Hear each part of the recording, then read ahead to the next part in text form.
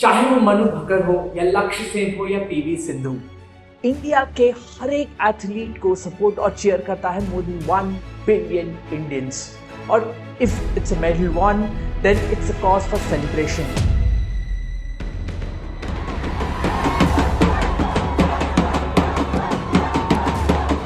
But every game lost is also a heartbreak for more than 1 billion Indians.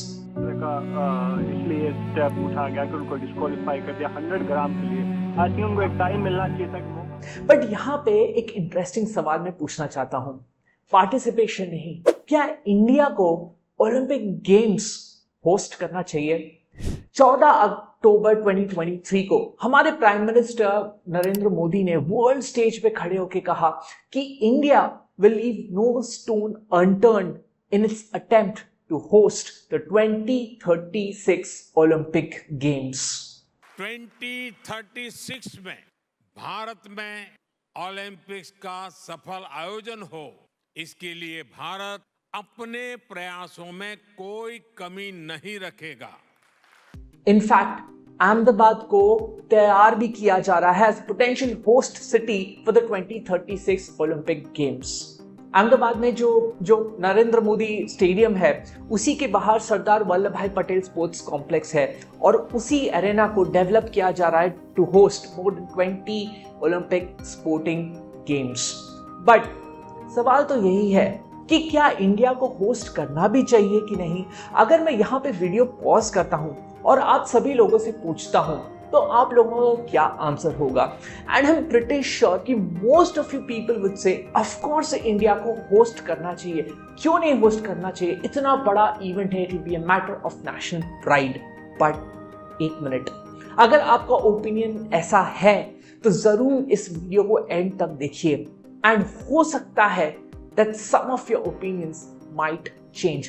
जिस तरीके से 2012 के summer Olympics को होस्ट करने के बाद लंदन के ओलंपिक्स मिनिस्टर ने कहा, had we known what we know now, would we have bid for the Olympics? I don't think so। तो ऐसा क्या हो गया? तो चलो हर एक इंडियन एथलीट को चीयर करते हुए इस इंपॉर्टेंट सवाल पे थोड़ा सा टाइम स्पेंड करते हैं एंड मेरे हर वीडियो की तरह इस डिबेट बोर्ड को सॉल्व करते हैं। जैसे जैसे मैं आर्गुमेंट देता जाऊंगा, I will keep putting these arguments on the debate table so that it helps you in choosing which side to take. चलो डिबेट को स्टार्ट करते हैं।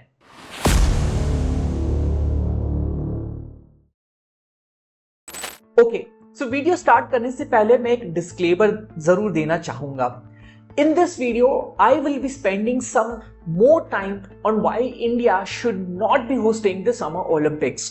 अब इसका रीजन ये नहीं है कि मैं कोई एंटी नेशनल हूँ या मैं स्पोर्ट्स के खिलाफ हूँ, because I am a sports lover. मैं खुद बहुत सारे स्पोर्ट्स खेलता हूँ, बट इसलिए क्योंकि इंडिया को क्यों होस्ट करना चाहिए वो सॉर्ट ऑफ गिवन है।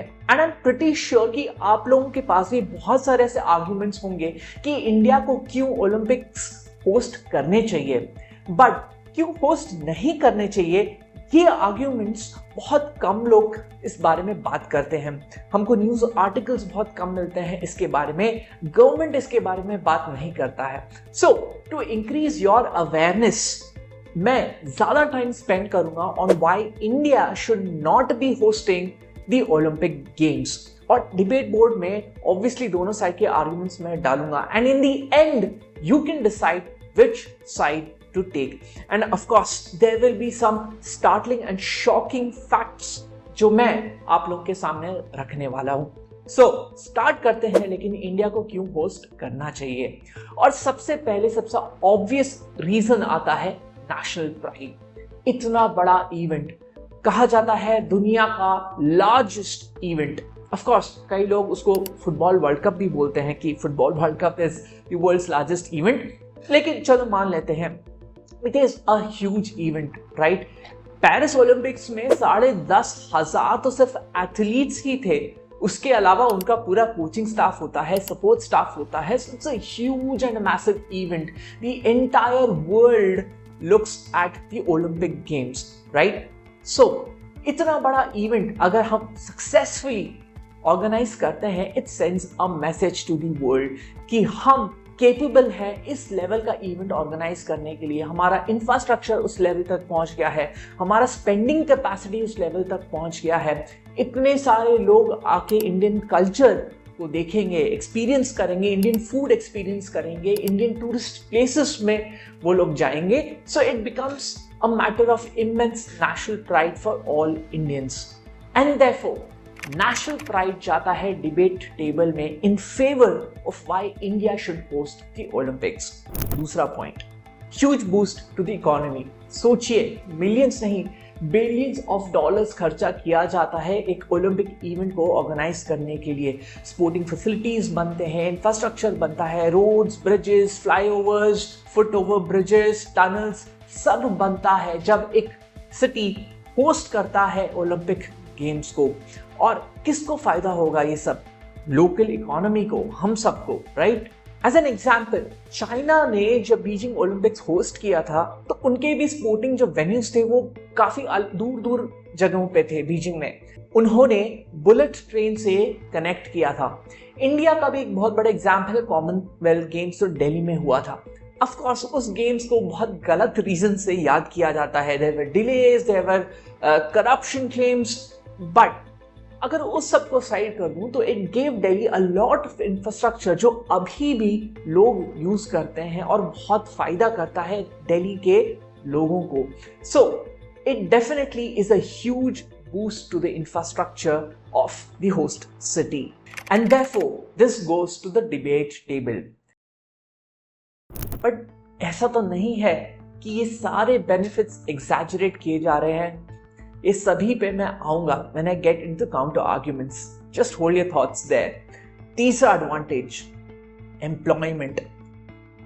अब सोचिए, इतना बड़ा गैदरिंग अगर आता है तो कितना सारा एम्प्लॉयमेंट क्रिएट होगा। Starting with the construction of the Olympic venues, right? Hospitality staff बनेगा, बाकी सर्विसेज के स्टाफ बनेंगे, and it becomes a huge source of employment for the host city. Paris के 2024 ओलंपिक्स में ही पेरिस ने तो इवन बिडिंग स्टेज के वक्त ही या प्लानिंग के स्टेज में ही उन्होंने बता दिया था कि अबाउट 1.5 लाख जॉब्स क्रिएट होंगे during the summer Olympics.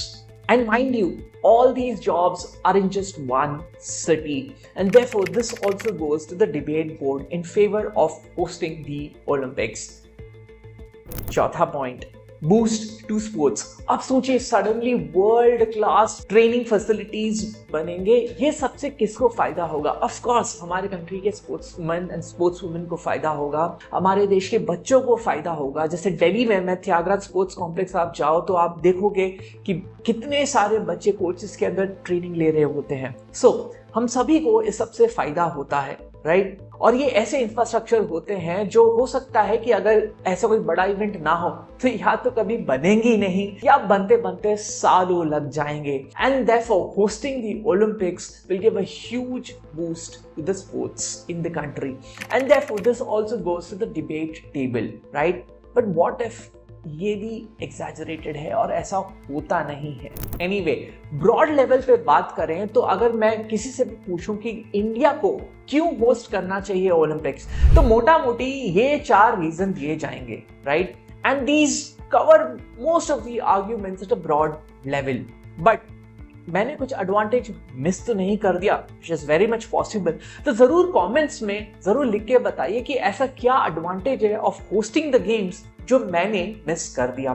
And before I move on to the counter arguments where I will be breaking some myths, मैं यहाँ पे बोलना चाहूंगा कि अगर आपको मेरे ऐसे वीडियोस अच्छे लगते हैं जहां पे मैं दोनों side of an argument present करता हूं विदाउट एनी बायस, तो जरूर इस वीडियो को लाइक करिए and support this channel by subscribing to this channel. तो let's go to breaking some myths with the help of some data.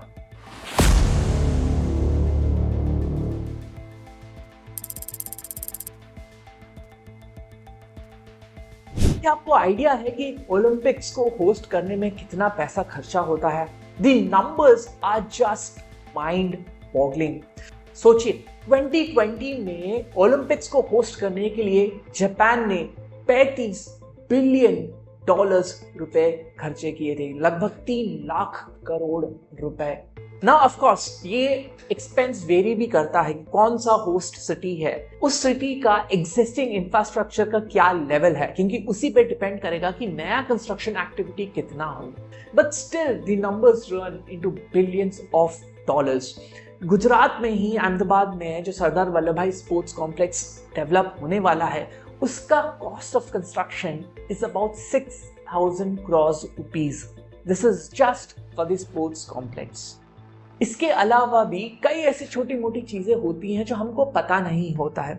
As an example, international Olympic committee का एक requirement होता है फॉर द होस्ट सिटी कि उनके पास at least 40,000 hotel rooms available होने चाहिए, जिसके वजह से रियो ने जब ओलंपिक्स होस्ट किया था उनको लगभग 15,000 नए होटल रूम्स बनाने पड़ गए थे। सवाल ये है कि इन होटल रूम्स का होगा क्या after the event has ended. Okay, here is another brilliant fact for you, and I'm pretty sure कि most of you would not have an idea about this.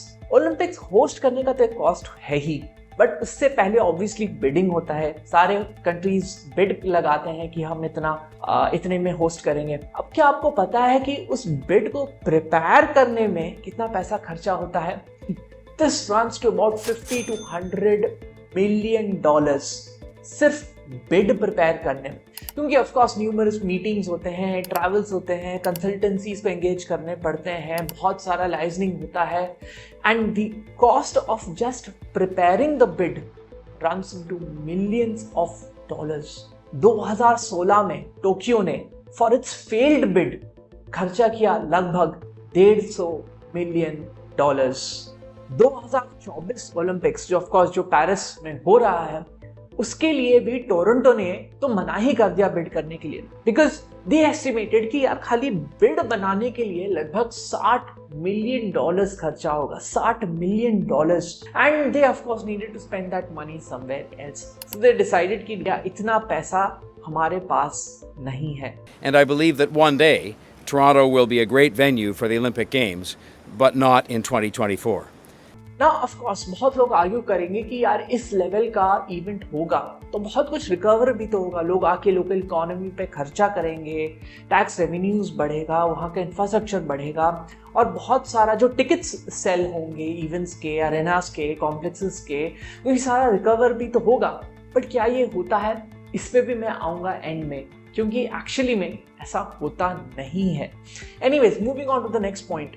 अब ये सारे ओलंपिक्स इंफ्रास्ट्रक्चर बन तो जाते हैं, बट इनके यूज के बाद इनका होता क्या है?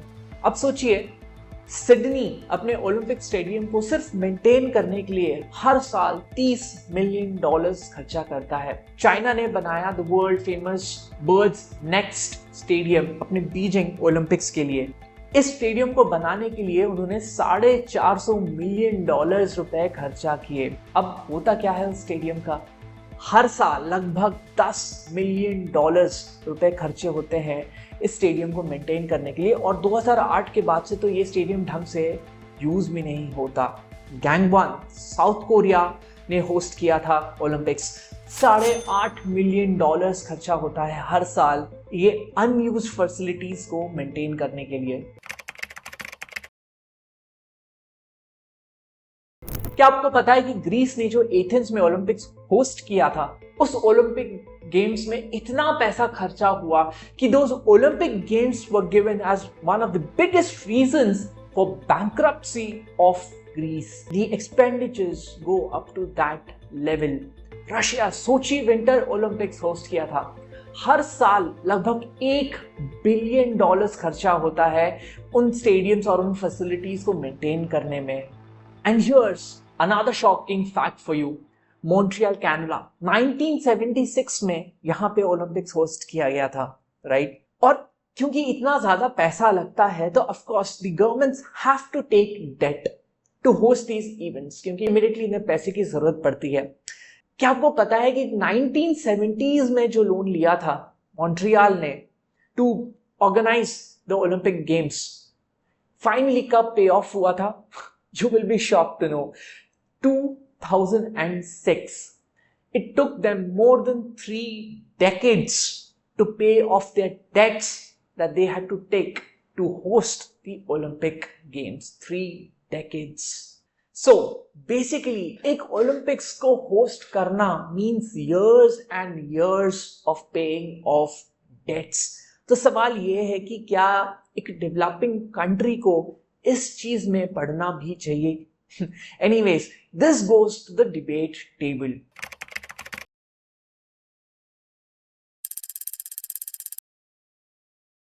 एक ऑक्सफोर्ड स्टडी के हिसाब से जो समर ओलंपिक्स होता है ना, उसको होस्ट करने में और उसको सक्सेसफुली उसका इंफ्रास्ट्रक्चर डेवलप करते वक्त जो कॉस्ट ओवररन होता है सिंस 1976, जो एवरेज कॉस्ट ओवररन है that is more than 250%.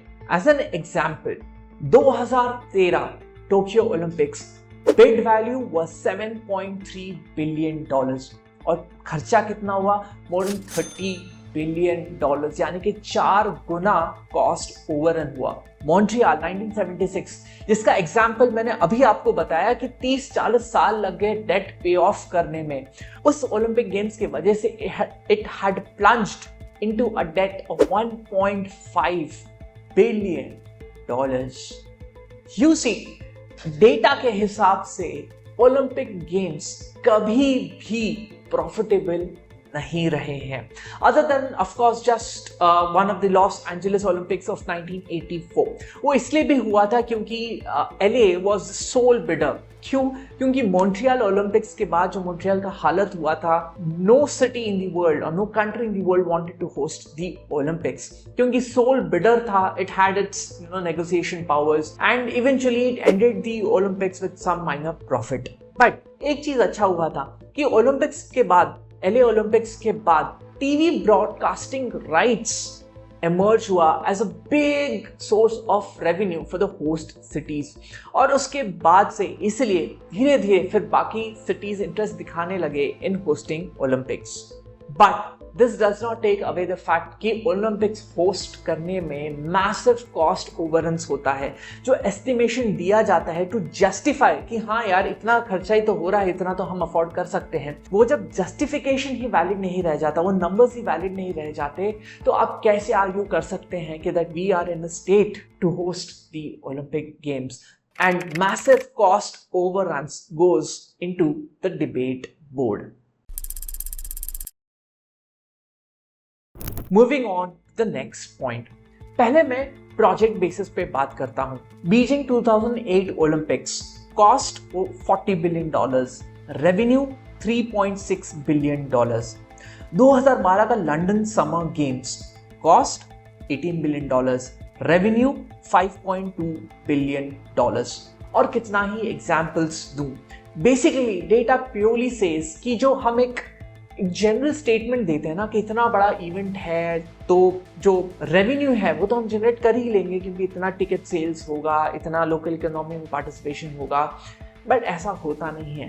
Data says that cities have lost massive amounts of money when they have hosted the Olympic games. But यहाँ पे कोई तो ये आर्ग्यू कर ही सकता है कि ठीक है यार, पैसा अगर खर्चा कर भी रहे हैं किसी गेम्स को ऑर्गेनाइज करने में तो प्रॉब्लम क्या है? प्रॉब्लम यही है कि we are not talking about some crores of rupees, we are talking about host cities plunging into billions of dollars of debt. 1 billion 8,000 crore रुपए होता है, right? So historically data shows that cities have plunged into billions of dollars of debt while hosting the Olympic Games. Okay, मैंने TV broadcasting rights के बारे में बताया, right, कि एक बहुत बड़ा सोर्स ऑफ रेवेन्यू होता है. After all the sports is broadcast over the entire world, पूरी दुनिया देखती है इसको. बट जो रेवेन्यू जनरेट होता भी है ब्रॉडकास्टिंग राइट से, a major chunk of it actually goes to the international Olympic committee. जो होस्ट सिटी है या जो गवर्नमेंट है उनको तो थोड़ा सा ही एक माइनर शेयर मिलता है. बट यहाँ पे ये भी काउंटर आर्गुमेंट होगा कि यार ये जो इंफ्रास्ट्रक्चर के प्रोजेक्ट्स होते हैं आप उसको सिर्फ ऑपरेशनल बेसिस पे या कुछ ही सालों के रेवेन्यू के बेसिस पे आप उनका कॉस्ट बेनिफिट एनालिसिस नहीं कर सकते. You have to look over multiple years की, क्योंकि वो स्पोर्ट्स फैसिलिटीज लोग यूज करेंगे, उनको कमर्शलाइज किया जाएगा, उससे रेवेन्यू जनरेट होगा, तो वो सब भी तो देखना चाहिए. बट क्या ऐसा होता है? क्या हिस्ट्री में जो इतने बड़े ओलंपिक या मेजर स्पोर्टिंग इवेंट्स के लिए जो कंस्ट्रक्शन होता है, उन फैसिलिटीज का क्या रेवेन्यू जनरेट एक्चुअली होता है? Look at some of these pics. 2004 के एथेंस ओलंपिक्स के most of the facilities abandoned पड़े हैं। 2008 बीजिंग ओलंपिक्स के फैसिलिटीज अबैंडन्ड पड़े हैं। रियो ने $3 बिलियन खर्चा किया ओलंपिक वेन्यूज के ऊपर, नए सबवे लाइंस से इन वेन्यूज को कनेक्ट किया। But citizens and experts criticised कि these extensions were over budgeted and citizens को जनरली कुछ खास फायदा हुआ नहीं। और कई सिटीज में ये बड़े बड़े ओलंपिक फैसिलिटीज तो बंद ही कर दिए गए फॉर द जनरल पब्लिक, क्योंकि उनका मेंटेनेंस ही नहीं हो पा रहा था, तो यूज कैसे होगा? And therefore this return on investment myth also goes to the debate table against hosting of the Olympic Games. And the final point, 2002 salt water Olympic games पे एक स्टडी किया गया कि एक्चुअली में जॉब जनरेशन हुआ कितना। Report ने ये बताया कि हाँ 7,000 लगभग जॉब्स जनरेट हुए थे, but this was only 1/10 of the number of jobs that were actually projected कि इतने तो हाँ जनरेट होंगे ही। एंड जो जनरेट हुए भी, most of these jobs were just temporary in nature. Long term पे इन स्पोर्टिंग इवेंट्स का एम्प्लॉयमेंट पे कोई भी फर्क नहीं पड़ा। European bank for reconstruction and development का एक 2014 के ओलंपिक्स पे एक स्टडी है जो सोची ओलंपिक्स था। इस रिपोर्ट में भी यही निकला कि हाँ जॉब्स क्रिएट हुए ही थे, but these were mainly temporary in nature.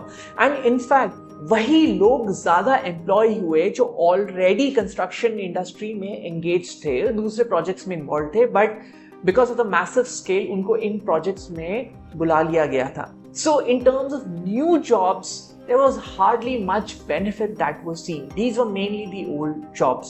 And therefore कि ये जो एक आर्ग्यूमेंट है कि इतने बड़े स्पोर्टिंग इवेंट्स जॉब्स क्रिएट करते हैं, that also seems to be busted by these reports.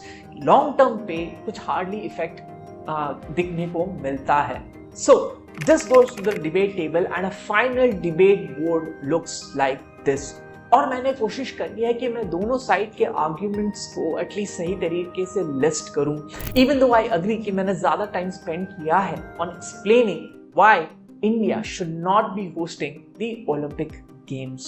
But anyways, अब इस डिबेट टेबल को देख के क्या बोलना चाहोगे? क्या इंडिया को होस्ट करना चाहिए? क्या नेशनल प्राइड और हमारे स्पोर्ट्समैन को एंकरेज करने के लिए, कंट्री में स्पोर्ट्स को बूस्ट करने के लिए और कोई तरीका नहीं है?